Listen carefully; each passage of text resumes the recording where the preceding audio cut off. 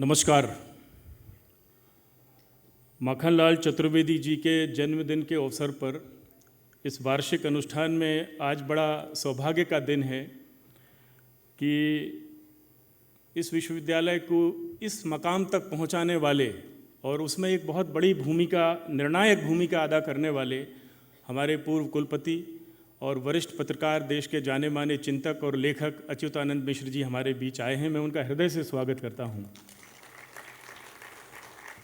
अध्यक्षता के लिए मनोज श्रीवास्तव जी यहाँ हैं, उनके बारे में हम सब जानते हैं। और बुलडोजर गैरकानूनी काम करने वालों के लिए एक नया परिचय है, कुछ दशक पुराना परिचय है, लेकिन जब वो इंदौर कलेक्टर थे तो पहला परिचय उन्होंने इंदौर में कराया था बुलडोजर संस्कृति का। तो मैं उस समय उनकी नई दुनिया की रिपोर्टिंग में रहा करता था, तब से मेरा उनका अटूट साथ बना हुआ है। आज के अवसर पर उन्होंने यहाँ आने की स्वीकृति दी और वो उपस्थित हैं। मैं उनका भी हृदय से स्वागत करता हूँ। विश्वविद्यालय की कुल सचिव डॉक्टर पी शशिकला और इस अवसर पर आदरणीय अच्युतानंद जी को सुनने के लिए उपस्थित हुए बहुत सारे शहर के गणमान्य नागरिक हमारे बीच में हैं। पद्मश्री विजयदत्त श्रीधर जी हमारे बीच में हैं, मैं उनका स्वागत करता हूं। डॉक्टर विजय अग्रवाल साहब यहाँ पधारे हुए हैं। प्रकाश साकल्य जी हैं। NITTR के डायरेक्टर आदरणीय त्रिपाठी जी समय निकाल कर आए हैं। मुकेश मिश्रा जी हमारे बीच में हैं। आत्मदीप जी पूर्व सूचना आयुक्त हैं मध्य प्रदेश के, बहुत अच्छे निर्णय उन्होंने सूचना आयोग में रहते हुए दिए हैं, वो हमारे बीच पधारे हैं। अक्षर शर्मा जी वरिष्ठ पत्रकार हमारे बीच में हैं। और सबसे महत्वपूर्ण MP ऑनलाइन की पूरी टीम हमारे बीच में है। और पिछले महीने जब इस कार्यक्रम की योजना बनी थी तो ऐसा एक विचार उनके कानों तक गया कि इतने बड़े परिसर में मूवमेंट करने के लिए, आवागमन करने के लिए एक बैटरी चलित वाहन की हमें आवश्यकता है। ऐसा उनको पता चला तो ये सरप्राइज उन्होंने दिया कि इस दिन आदरणीय मिश्रा जी के हाथों इस वाहन का लोकार्पण करेंगे। तो ये विद्यार्थियों के लिए एक उपहार उनकी तरफ से, MP ऑनलाइन की तरफ से हमको मिला है। मैं उनका स्वागत करता हूँ। विश्वविद्यालय परिवार के सभी सदस्य और मेरे सबसे प्रिय विद्यार्थी मित्रों, मेरे लिए ये बहुत ही भावुक करने वाला क्षण है। बहुत बरसों पहले जब मैं इंदौर से भोपाल लौटा था, उसी समय आदरणीय अच्युतानंद जी यहाँ कुलपति के रूप में पधारे थे भोपाल। उन्होंने एक बहुत महत्वपूर्ण काम की जिम्मेदारी मुझे दी थी और वो नई दुनिया के प्रखर संपादक राहुल बारपुते पर एक मोनोग्राफ लिखना था मुझे, जो उनकी बहुत ही महत्वाकांक्षी शोध परियोजना का एक हिस्सा था, जिसमें आज़ादी के बाद के जो संपादक हुए हैं, जिनके बारे में नई पीढ़ी के लोग बहुत कम जानते हैं या ना के बराबर जानते हैं या बिल्कुल नहीं जानते हैं, ऐसे संपादकों के बारे में उन्होंने एक शोध परियोजना के तहत मोनोग्राफ लिखने का एक प्लान किया था। और उसका जो जिम्मा सौंपा था वो विजयदत्त श्रीधर जी के हाथों में सौंपा था। मुझे राहुल बारपुते पर लिखने का काम दिया गया था। मेरा सौभाग्य ये भी है कि राहुल बारपुते की उपस्थिति में मैं ये दावा नहीं करूंगा कि मैंने उनके साथ में काम किया, लेकिन उनकी मौजूदगी में नई दुनिया के उस संपादकीय विभाग में मुझे 2 साल काम करने का अवसर मिला। जिस सभागृह से, जिस संपादकीय विभाग से निकलकर शरद जोशी, प्रभाष जोशी और राजेंद्र माथुर जैसे हिंदी के शिखर संपादक और लेखक इस देश को मिले, मुझे उन्हीं कुर्सियों पर बैठने का अवसर मिला अपने करियर के शुरुआत में। राहुल बारपुते पर लिखना मेरे बूते का काम नहीं था, क्योंकि मैंने उनके साथ में काम किया नहीं था। मैंने सिर्फ उनकी उपस्थिति को महसूस किया था 2 साल जब मैं एक सिटी रिपोर्टर की हैसियत से नई दुनिया में दाखिल हुआ।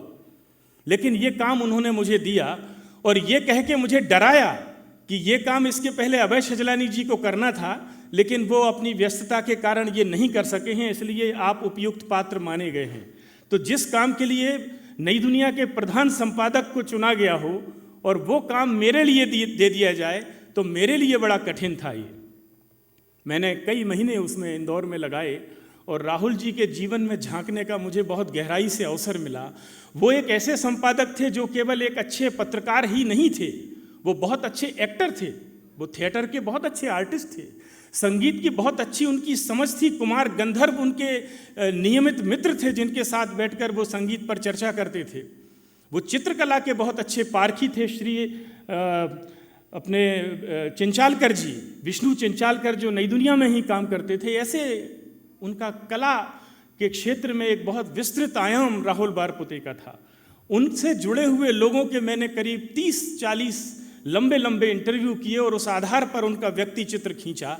और ये काम जब पूरा हुआ तो श्रीधर जी का कमेंट ये था उस किताब पर कि बाबा की मृत्यु के 14 साल बाद, 1996 में वो नहीं रहे थे, 2010 में ये डॉक्यूमेंट तैयार हुआ था, बाबा की देहावसान के 14 वर्ष बाद उनका तर्पण अब हुआ है। इससे बड़ा इस किताब को कोई पुरस्कार हो नहीं सकता था। तो इसके लिए मैं बहुत धन्यवाद देता हूं कि आदरणीय मिश्र जी ने मुझे इस योग्य समझा।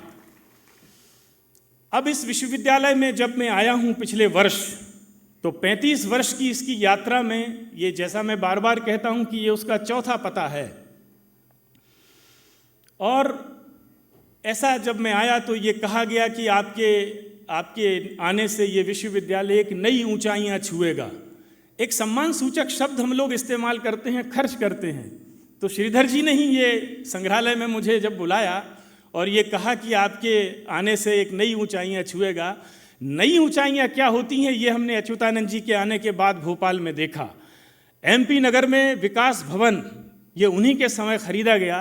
कल संजय जी मुझे बता रहे थे कि हिंदुस्तान टाइम्स ने उसकी एक हाई राइज बिल्डिंग है, वो मल्टी स्टोरी बिल्डिंग है विकास भवन, उसका चित्र छापा जिसका शीर्षक था द जर्नलिज्म मॉल, ऐसा शीर्षक छापा। ये जर्नलिज्म का मॉल, उस समय DB मॉल बन रहा था, तो उसके सामने ये इमारत आई।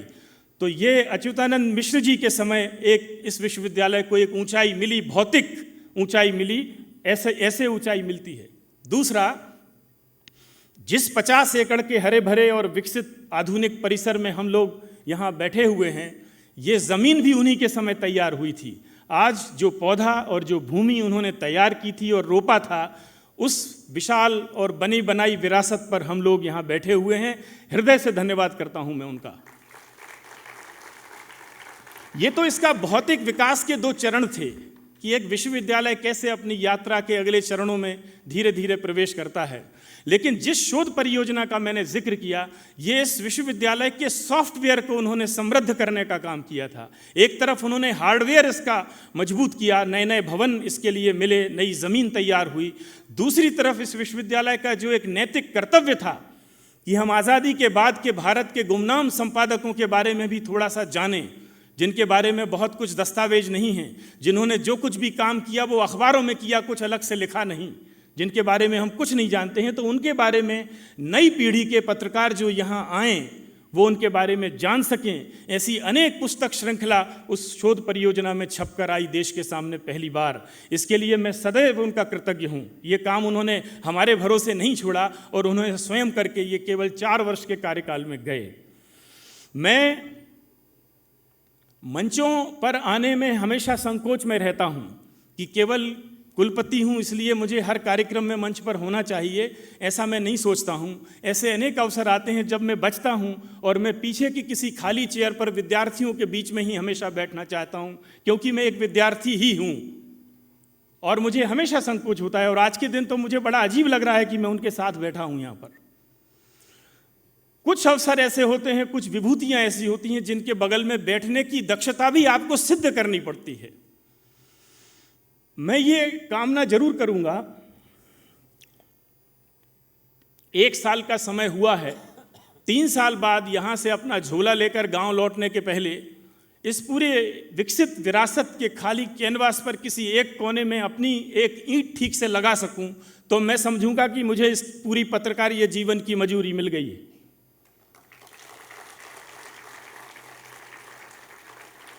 तो मैं आप सब अतिथियों का और आदरणीय अच्युतानंद जी के कारण जो शहर के तमाम विभूतियां हमारे